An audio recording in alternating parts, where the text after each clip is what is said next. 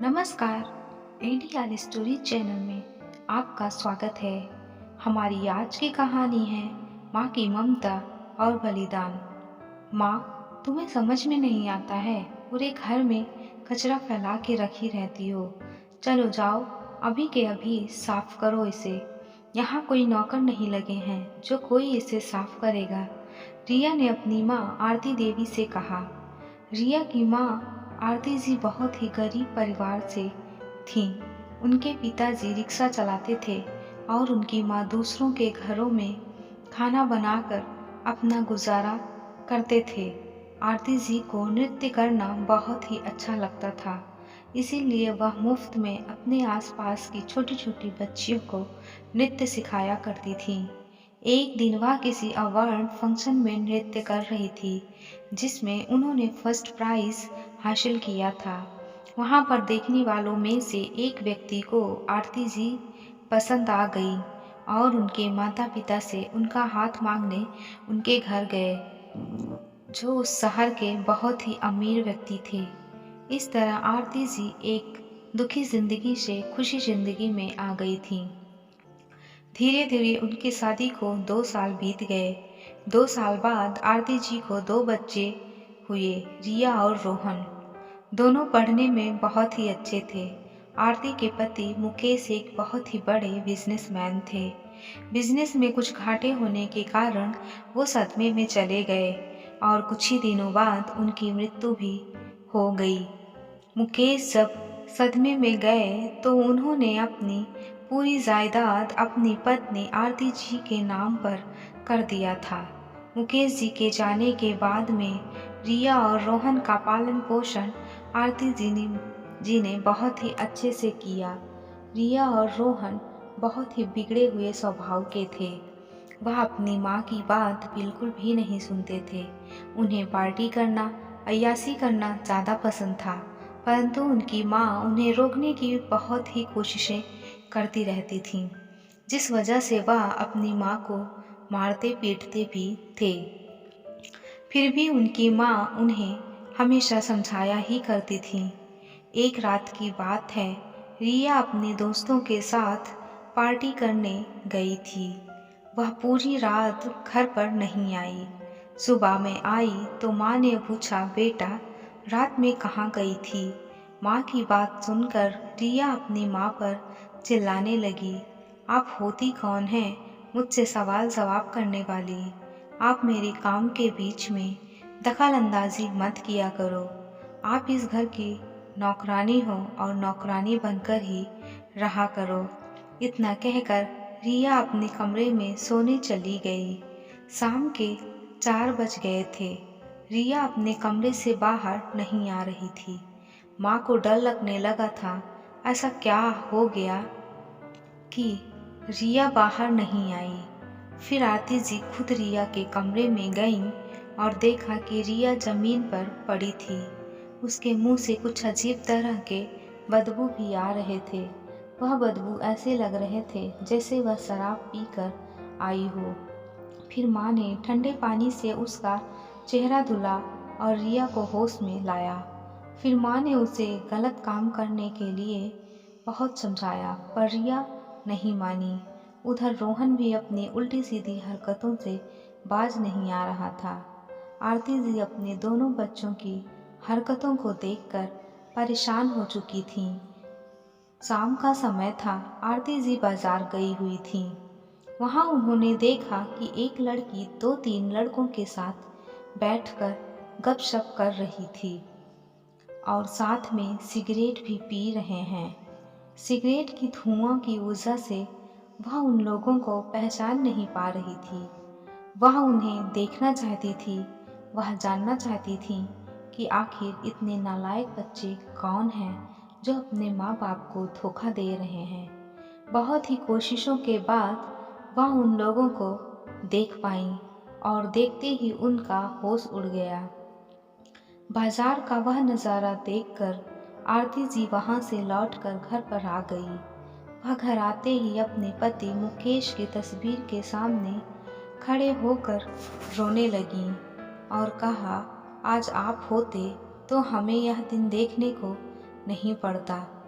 इतना ही कहकर वह सोफे पर धड़ाम से बैठ जाती हैं। कुछ ही देर बाद रिया घर आती है। रिया के आते ही माँ उसे देखकर सन्न रह जाती है। वह रिया से पूछती है, तुम कहाँ थी? रिया ने बोला, माँ, तुम्हारी शक करने की आदत कब जाएगी? जब देखो तब तुम मुझ पर शक करती रहती हो। मैं कॉलेज में एक्स्ट्रा क्लास करने गई थी। रिया की बातें सुनकर आरती जी को और अधिक गुस्सा आ जाता है और गुस्से में रिया को एक जोरदार का थप्पड़ जड़ देती है। थप्पड़ खाने के बाद रिया अपनी माँ पर और भी ज़्यादा भड़कने लगी और गुस्से में आकर उसने आरती जी का गला दबाने लगी। जैसे तैसे करके आरती जी ने रिया के हाथ से अपनी जान छुड़ाई और जाकर के महिला आश्रम में रहने लगी। आरती जी महिला आश्रम में थोड़े सुकून से तो ज़रूर रहती थी, लेकिन रिया और रोहन की चिंता उन्हें हर रोज़ लगी रहती थी। यहाँ रोहन और रिया भी लोगों के तानों से परेशान हो रहे थे। लोग कहने लगे कि बाप पहले ही छोड़कर चला गया है। अब माँ भी इन दोनों की हरकतों से परेशान होकर इन्हें छोड़कर चली गई। कैसे नालायक बच्चे हैं। भगवान ऐसी औलाद किसी को ना दे तो अच्छा है। कॉलेज में रिया को कोई दोस्त भी नहीं बनाता था। लोग यही बोलते थे, जब ये अपने माँ बाप की नहीं हुई तो हमारी क्या होगी। लोगों की बातें सुन सुनकर रिया और रोहन बहुत परेशान रहने लगे थे। वह दोनों बहुत ही असहज महसूस करने लगे थे। अब रिया और रोहन अपनी माँ को वापस लाने की सोच रहे थे। उन्हें ऐसा लगने लगा था कि माँ के बिना घर घर नहीं होता है। माँ है तो सब कुछ है। माँ ही हमें हर तकलीफ से बचाती रहती है। माँ ही हमें प्यार दुलार सब कुछ बिना स्वार्थ के देती है। माँ ही हमारी हजारों गलतियों को बिना सज़ा दिए माफ़ कर देती है। हम जिस माँ को इस घर की नौकरानी मानते थे, असल में वो इस घर की देवी थीं। रिया और रोहन अपनी माँ आरती जी को ढूंढने के लिए बाहर निकल जाते हैं। इधर उधर बहुत ढूंढते हैं पर कहीं नज़र नहीं आती हैं। फिर दोनों ने इधर उधर आसपास के लोगों से अपनी माँ की तस्वीर दिखाकर माँ के बारे में पूछना शुरू किया। उसमें से किसी एक ने बताया कि इस औरत को मैंने इस आश्रम की तरफ जाते हुए देखा है। हो सकता है उसी आश्रम में वह रहने के लिए गई हों। फिर रिया और रोहन दौड़ते हुए उस आश्रम की तरफ जाते हैं। तभी वहाँ के गार्ड से पूछते हैं, यहाँ आरती जी नाम की कोई एक महिला है जो मेरी माँ है। वह औरत तुम्हारी माँ थी? तुमने उन्हें यहाँ इतनी तपती बुखार में भेजा भी कैसे? तुम्हारी रूह नहीं कांपी? वह इतना बीमार थीं कि 4 दिन के बाद ही उनका स्वर्गवास हो गया। गार्ड की बात सुनते ही रिया और रोहन के पैरों तले जमीन खिसक गई। दोनों फूट फूट कर रोने लगे। फिर गार्ड ने बोला, तुम्हारी माँ अपने आखिरी समय में एक कागज़ देते हुए एक बात बोली थी। उन्होंने कहा था, जब कभी यहाँ रिया और रोहन नाम के मेरे बच्चे आएंगे तो उन्हें यह प्रॉपर्टी के कागज़ दे देना और बोलना, तुम्हारी माँ का आशीर्वाद हमेशा तुम्हारे साथ ही है। बस अपनी माँ की बातें मान लेना।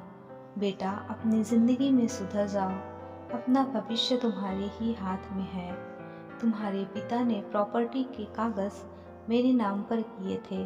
आज मैं सारी प्रॉपर्टी तुम दोनों के नाम से कर रही हूँ। तुम दोनों अपनी ज़िंदगी हंसी खुशी से जीना और सबको अच्छे से खुश रखना। रिया और रोहन गार्ड के सामने बहुत रोने लगे। उन्हें समझ नहीं आ रहा था कि वह क्या करें, अपनी माँ को वापस कैसे लेकर आएं। जिस माँ को हमने इतनी तकलीफ़ दी, उस माँ ने अपनी आखिरी सांस तक भी हमें प्यार ही दिया है। हम अपनी माँ की इस कीमत को कैसे चुका पाएंगे। फिर गार्ड ने समझाया कि कभी कभी हमें लगता है कि जो चीज़ें हम कर रहे हैं वह बिल्कुल सही है, लेकिन ऐसा नहीं है।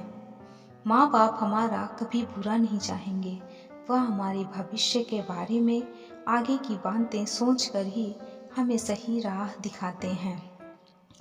तो हमें अपने माँ बाप की इज्जत करनी चाहिए और उनकी बातें मान लेनी चाहिए। तुम दोनों अब घर जाओ, रोने से कुछ नहीं मिलने वाला। बस अपनी माँ का आशीर्वाद और कही हुई बातें और वचन याद रखना और उसे ज़िंदगी में हमेशा निभाने की कोशिश करना। माँ का प्यार बड़ा ही अनमोल होता है, उसके बिना दुनिया की किसी भी चीज़ की कोई कीमत नहीं होती है। दोस्तों, माँ की ये कहानी कैसी लगी कमेंट्स में ज़रूर बताएं। कहानी अच्छी लगी हो तो लाइक शेयर ज़रूर करें और चैनल को सब्सक्राइब करना ना भूलें। प्लीज़ चैनल को सब्सक्राइब करना ना भूलें।